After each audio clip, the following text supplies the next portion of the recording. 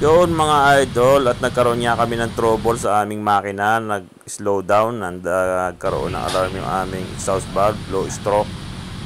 At ang aming sa observe namin ay sensor, at tinignan din namin yung MPC at okay naman, wala siyang fault, at wala siyang na-ring light. Yung mga connection, okay naman mga idol. At isa pa sa aming na-observe doon sa aming parameter dito sa MOP na plunger na stroke niya ay pag pinatakbuli namin, nagkakaroon siya ng may value, tapos mga ilang minutes ay bumababa na yung stroke niya, bumababa ng 0 mga idol. At kaya yun, samahan nyo kami at kung paano ang mga ginawa namin at mga trouble na ginawa. At ito nga yun mga idol, nagsisiro yung value ng stroke mga idol. Kaya yun, samahan nyo kami hanggang sa uli sa aming mga pag-trouble. Katulungan namin dito ang mga taga-Dekna kasi nga para mabilis ang trabaho mga idol. And keep safe lang lagi sa pagtatrabaho mga idol. At continuous ang aming pag-troubleshooting mga idol. And let's G.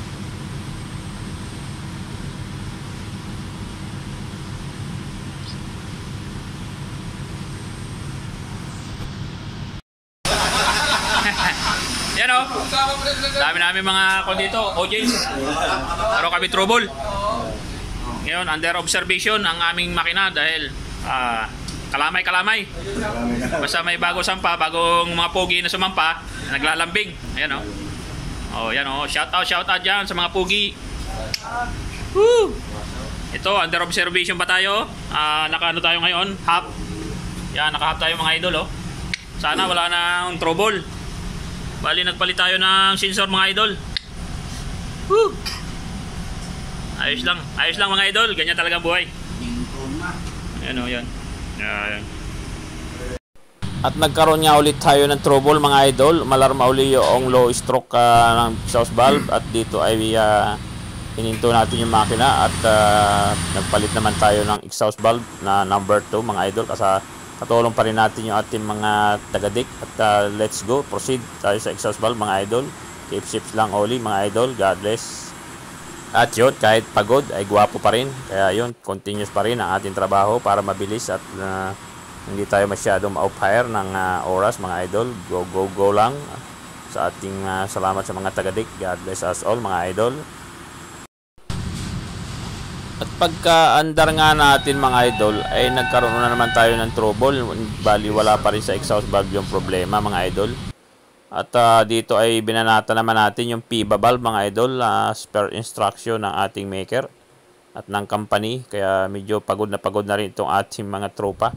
Hindi rin kadalian itong pagpalit ng PIBA valve kasi marami itong mga connection at electronics connection mga idol. Kaya yun, at buti na lang may spare tayo ng PIBA valve. At ito tinitira na natin. Bali yung number 2 na PIBA valve naman na ating pinaltan para ma-sure na kung ito talaga yung pinakang problema. Binigay na rin naman natin yung mga data, mga alarm. At yun, at sana ay ito na nga yung problema, yung PIBA valve. At medyo matagal-tagal na oras ang aming hininto mga idol. Kaya yun, medyo ma-off-hire tayo dito. At kailangan talaga sa troubleshooter ay medyo may alam ka dito sa electronics. At ito nga ay tiningnan natin uli yung MPC at wala nang problema. Bali sa time na ito ay nakapag-testing na kami nito. Umaandar na rin uli ang ating makina at inoobserbahan na uli mga idol. Kaya yun, at ang ating mga parameter ay tinitingnan na uli ng ating mga kasamahan. At sana ito na nga yung ating pinakang main cause ng trouble natin. Kaya yun, at thank you so much sa inyong panonood mga idol. God bless us all. Continue lang and keep safe always. At ito nga pala yung ating last na pag-report mga idol. Let's be doon sa dos. Ipalinis ko lang ng konti mamaya para sa mga yun. Oo, sige. Oo, pati yung ating mga spare dyan. Bukas papalit ako dilos. Dilos sa tres.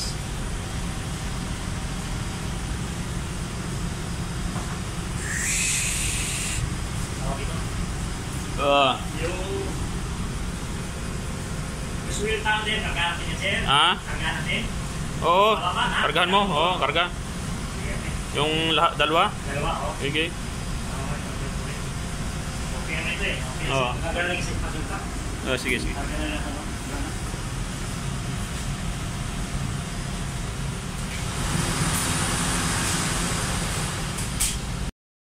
Yon guys!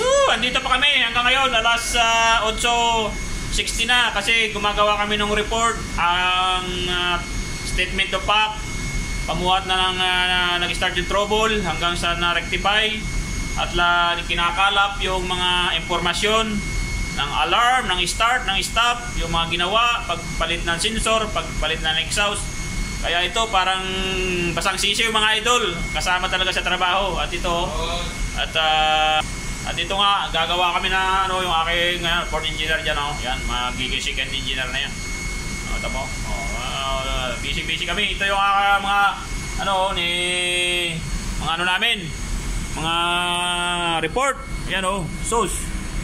Mga report namin to, statement of fact, mga pag-stop, kung ano yung mga ginawa, countermeasure hanggang sa ma-rectify. Finally, yung pinakang problema ay yung PIBA valve, mga idol. Doon sa mga trouble na yung aming trouble na na-encounter ay PIBA valve. Kasi paiba-iba yung alarm, minsan nag-ano yung high deviation, tapos meron yung exhaust valve, stroke low. Kaya nagpalit muna kami ng sensor ng exhaust. Tapos hinahanap na namin yung sensor kasi nga yung may luma, wala kaming bago. Tapos nagwawala ng value yung plunger. Nagpalit din kami ng sensor na inductive sa fuel booster. At finally mga idol, at yun din namin, natagpuan PIBA valve mga idol. Thanks. Kaya yun basang sisiw. Let's J! Woo! God bless us all. Thank you. Mama Chup Chup.